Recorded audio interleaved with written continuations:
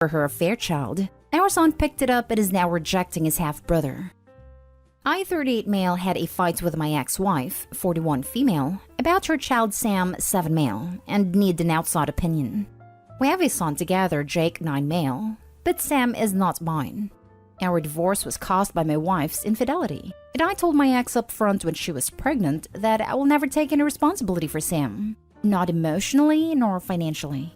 However, I have figured my emotion out and got them in order to protect my son Jake, and that includes accepting Sam as his little half-brother and allowing him on special events to visit me and Jake. Our custody agreement is clear. Every second weekend, Jake visits his mom. So, my son had his birthday last month, where I allowed Sam and X to visit and celebrate with us. It wasn't something big because of the global situation, just about 15 people, Jake's friends and some family members. Sam loves to mimic Jake, and when he saw him calling me dad, he started to call me dad too. I spoke with him calmly, and told him that I don't want to be called dad by him, but he is allowed to call me by my name. When he had asked why, I explained that he is not my child and I am not his dad. Then he asked me who his father is, and I respond that I don't know. He then went to my ex and asked who his father is, but my ex just sent him back to me to ask. So I just told him that his mom doesn't know it either, but I'm not his dad, and again he should call me by my name. Nothing more happened on that day, because even I noticed my ex trying a crappy move on me, but I just ignored it. The problem is Sam has told this to his school friends as the class have played a game where they talked about their family.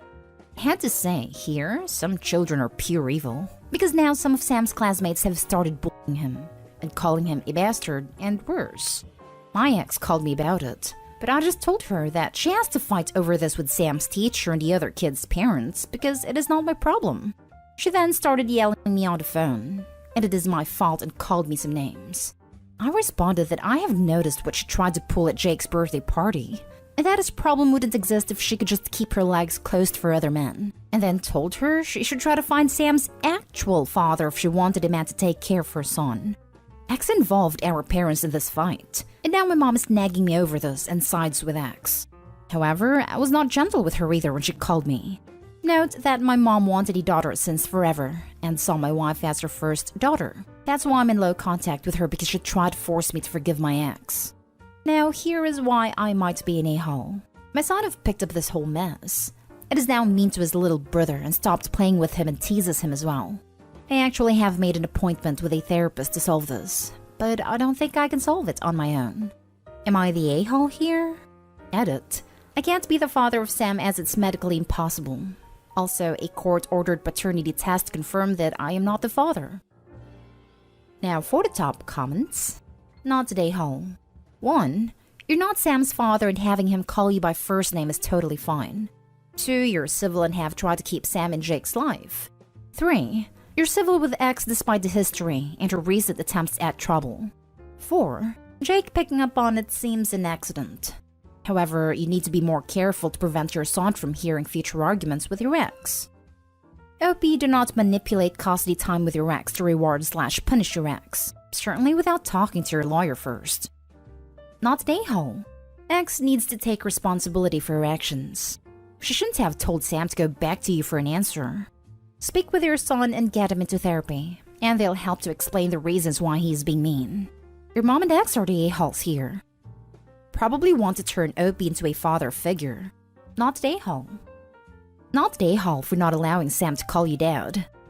But you need to realize that Sam is innocent. It's not his fault that his mother cheated on you. You should talk to Jake. Don't allow him to be horrible to his younger brother. Right. That was my only problem with the story. It seems that there are things he should be saying to his ex. He is choosing to say these things to a child instead. He's not an a-hole, but Sam isn't an a-hole either. He is a kid being put between two adults. Next story. Am I the a-hole for taking my son on a trip I knew his step-siblings wanted to go on? My ex and I have a son, Kai, 11. Ex and I broke up when he was 2 and my ex married his wife when Kai was 6. There was a lot of mess in Ex's house regarding his ex-step-kids, Mia and Logan, both 12. From what I gather, their dad has been bad-mouthing my ex and Kai from the beginning and poisoned the kids against them. So I've always been hesitant to not do stuff that could be seen as me rubbing things in their faces. Because of the costly back and forth in courts between his wife and her ex, my ex could not afford to do big things with the kids. Kai had mentioned this trip that his step-siblings wanted to go on before. He told me he'd love to go, but really hoped they wouldn't go together because he didn't want to go with them, because they wouldn't want him there and he didn't like being around them. During the final week of school, some of me and Logan's friends were very cruel to Kai, and me and Logan were standing around laughing with him. At one point, it turned very dark, and the principal called the parents of all involved students. What transpired was Logan and me had told their friends something about Kai. That and just general kid bull was used to make him feel like crap. I was pissed. After the incident, I decided I needed to stop catering to the stuff my ex couldn't do with the kids, and just do whatever regardless of whether me and Logan dreamed of doing it. So I took my son on a trip to the place he told me he wanted to go to, but not with his step-siblings. He had a great time. And I told him as long as he didn't brag or rub it in, we'd done nothing wrong, because he worried a bit that Logan and Mia would be mad. X found out about it because Kyle left a small trinket in his bag from the trip and X found it. X then called me and asked me why I took Kai there, and I said because Kai wanted to go. X said his stepkids wanted to go too, and why would I take Kai someplace they'd likely wanted to go? I said I don't care. I could take my son where I wanted. He told me it made me an a-hole because his stepkids have feelings too. He doesn't know I knew they wanted to go. But am I the a-hole here? Not the a-hole with caution. As a former middle school principal and parent, I can tell you that the stepchildren are at an age where bullying especially rears its ugly head. Parents tell the victim to ignore it, walk away, etc. But Kai can't do that if he lives there and goes to school with them. Personally, I document everything, especially the school incident. I communicate with Kai a lot on how he's doing. I've successfully used a 1 to 10 scale. After explaining, a 1 is I need help now and 10 is everything is amazing. I'd ask, what are you today? And I'd get a baseline. What I'd look for is a trend. Hopefully with strategies, support in any form, and time, the days are more 7 to 10s than 2 to 5s. I used this over my career with students and my own children during hard times. If yesterday was 4 and today's a 5, I'd concentrate on how it was better than yesterday and concentrate on tomorrow. This also worked very well for me when assessing my daughter's deep depression in 8th grade. It was bad and I needed some kind of baseline for when I needed to go extreme parenting. It happened and I put her in counseling. She's great now, early 20s. So for UOP, I'd keep some kind of data/notes to see if there comes a time that you need to revisit the boundaries of custody. Maybe they should only be at their dad's when the other kids are out of the house. I'd say tough parenting ahead. You may really have to step up and be the bad guy by forcing change to protect Kai. The trip itself I see as a positive for Kai to make sure he knows he's special and not doing anything wrong. But to caution, those kids will hate him more now and will look for ways to make him hurt, mental and maybe more. They will weaponize their peers and family against Kai. Bullies are some of the smartest and manipulative children I've ever worked with. They know who is where and they capitalize on weakness. Here's where your ex fits in. Enough said. Good luck, and I'm glad Kai had something positive to do. My guess is those days with you are really high in the scale. Totally not the a-hole. And piggybacking off this post, a friend currently has a client who is going through the same thing. Ex remarried a horror show with a horror show daughter who tortures client's kid. They took X back to court and they just rendered a decision that new wife and her kid have to leave the house for the duration of visitation. That is something you might want to look into. Your ex probably can't afford a legal fight on both ends, so he's likely to cave. Not the a-hole. It is not even close. What a nightmare for your kids who have old step-siblings that are bullies. You don't owe them any special treatment and especially not awesome trips. Even if the step-siblings weren't that, there's no good reason to deprive your son of trips just because their own family can't take those same trips. Now for the next story. Am I the a-hole for using some of my stepson's camp savings to buy a replacement sneakers for my son? My son Chris' 16th birthday was weeks ago.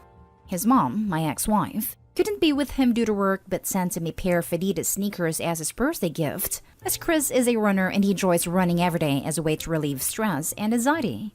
My stepson Jake, 17, saw the sneakers and said they looked like the ones his favorite artist Kane Brown was wearing in Famous Friends' music video, and so he got so hung up on them. always asking Chris to see them and try them on. Chris let him see them but not wear them because Jake has bigger feet and he was worried he might ruin them. Jake wanted to wear the sneakers in front of his friends, but Chris didn't let him leave the house with them. Jake ended up sneaking out with them a couple of times, which made Chris hide them from him since he kept taking them without permission. Jake was no longer able to sneak out wearing the sneakers and begged Chris to let him wear them one last time at a party his friends had. Chris said no, but Jake somehow was able to locate the sneakers. But instead of going out with them, he cut them with a hand pruner and kept them in his room while Chris and I looked for them, till his mom found them. Chris saw the damage and was upset. I grounded Jake and promised Chris to get a replacement. But when his mom called to tell me those sneakers are worth $600 and had to be replaced, I was in utter shock. I saw the receipt, and even then, I couldn't believe it, because $600 is way more than I can afford. Chris's mom is a cardiologist, so she can afford this stuff, but I obviously can't. I was fuming. I let Jake know how much he messed up, and told him I will be replacing the sneakers using the money saved for his week-long summer camp. Jake had a meltdown, and said he was already punished and that it wasn't fair to punish him further. My wife thought I exaggerated, and talked about how important summer camp is for Jake as he's been waiting for it for months. I let her know that Chris's mom is rightfully upset her gift for him got ruined, and because Jake acted out of spite and maliciousness, then it's only fair that he pay for replacement. My wife assured me if Jake knew those sneakers were that expensive, he would have never ever touched them, but thought Chris wasn't letting him borrow them on purpose. What's done is done, and I made my decision final. But now both my wife and Jake are giving me the silent treatment and refusing to talk about it. My wife thinks it's crazy to spend $600 on new sneakers. I agree, but those aren't mine, so needed replacement. So am I the a-hole?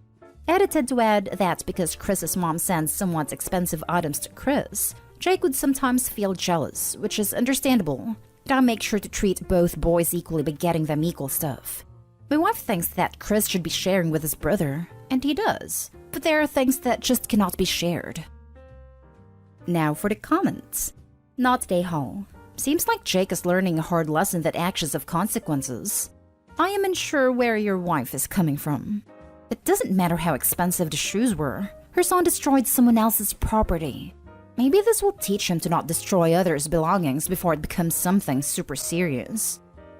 Like some here have pointed out, I think that Jake did have an idea how expensive the sneakers were, since he mentioned they looked like the ones his favorite singer wore in a music video. Another thing is that Chris's mom is upset over what happened and she has every right to be. $600 is a lot. And even though I personally wouldn't or couldn't spend that much in sneakers, it's her money that she worked for. So I think it's fair to be expecting a replacement. Exactly. Honestly, I don't see a case where you are the a-hole. I wasn't even thinking about Jake actually knowing or not, just pointing out your wife's point of, if he knew how expensive they were, he wouldn't have destroyed them, is kinda moot. Even if the shoes were $20, they still aren't his. Good luck, Opie. I think you're doing the right thing. Her statement about Chris not letting Jake borrow the shoes on purpose is also weird. Like, Chris has the right to not lend his stuff out. Jake doesn't get to borrow something just because he asks. It's not just the shoes. Because Chris's mom sends expensive items to Chris, my wife thinks that Chris should be generous and share with his brother, which he does. He shared his Xbox and other things. But shoes aren't to be given for any reason, no matter how nice they looked. Your wife is an a-hole, dude. She's jealous of your ex and wants to make your son share the wealth without any of them deserving it. You picked a real winner here. Your son doesn't need a reason to not let others use his stuff. It's his.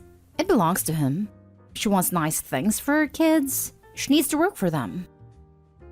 Last story is titled, Am I the a-hole for not leaving my newborn twins and toddler while my sister had a meeting? I, 23 female, have a 2-year-old son and 2-month-old twins.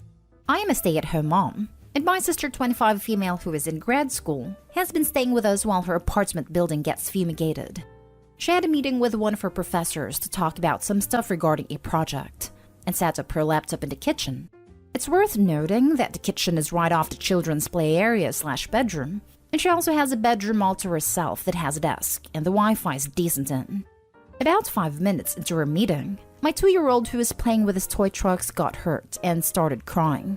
He wasn't even having a tantrum, just crying because he got hurt. After a few minutes, my sister excuses herself from her meeting for a moment and yells at me to take the kids out of the house and that she needs total silence.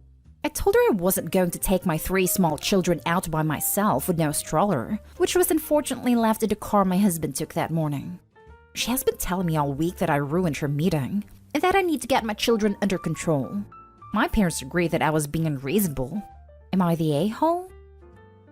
If she isn't happy with your children behaving like children in their home, she can stay at a hotel, with your parents or with other friends.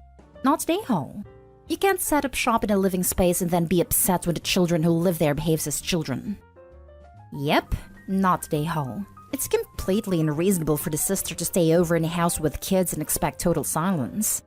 She has a hell of a nerve trying to kick Opie out of the house for the whole day instead of moving outside, or even to her bedroom, herself. Not the a-hole. People who work from home have to find quiet spaces all the time for meetings and such.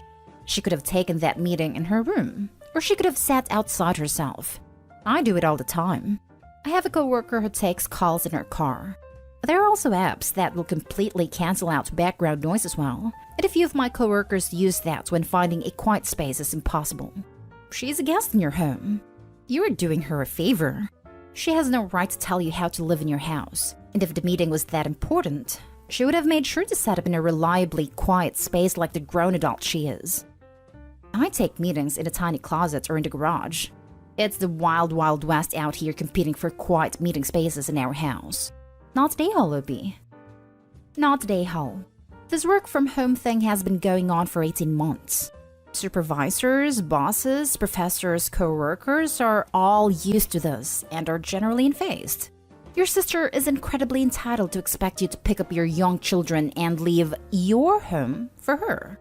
Your mother is way out of line and needs to be told to mind her own business. Tell your sister that if the accommodations don't meet with her approval, she can find another hotel more to her liking.